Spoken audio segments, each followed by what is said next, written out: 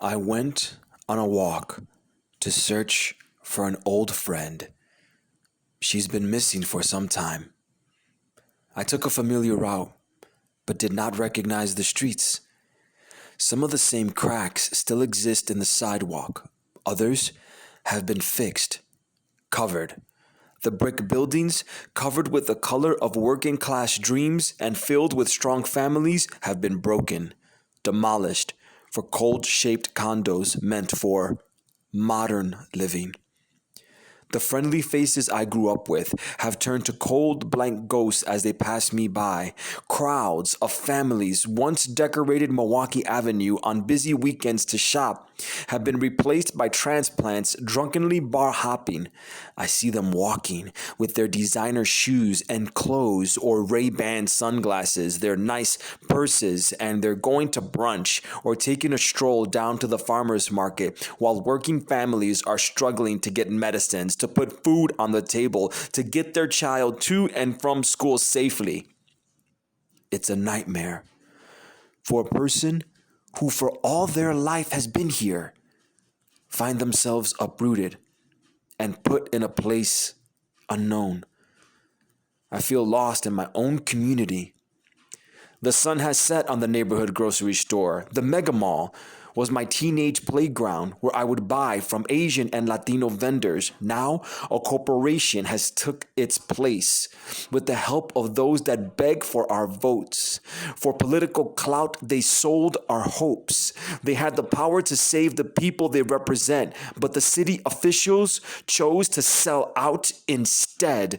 Capitalism just breathes selfishness. I am dizzy and tired. The ground trembles beneath me. From the bulldozing of another brick building, the destructive sound of a community crumbling crashes against my ears as the developer's wrecking ball comes knocking. I need direction to my friend's home. I meet some people who say they can help. They pray to do the work of God, to answer the ask of the scriptures. How can they be good to the people who were here before them? They believe in helping me find the way and fighting against the power of money. Like when Jesus threw tables to point out the injustices and called leaders to account and potentially raise up the issue that then supports the workers that are suffering. I question their motives. They look like the ones that are changing my home. With guilt in their voice, they recognize their conflict. Their very presence is a contradiction. But they promise to help me on my journey. I continue walking, more determined than ever to reach the home of my old friend.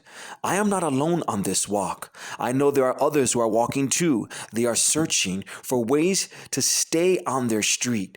I can feel myself getting closer to her home. Flashbacks of cheerful childhood memories come flooding in waves. I remember the games we played as kids. Is this it?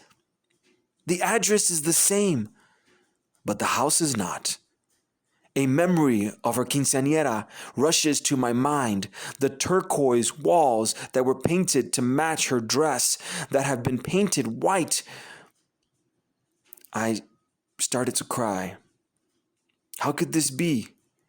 The streets and homes do not match my memories. Another voice comes to me. This one I can recognize. They say to keep hope. They are fighting for their homes too.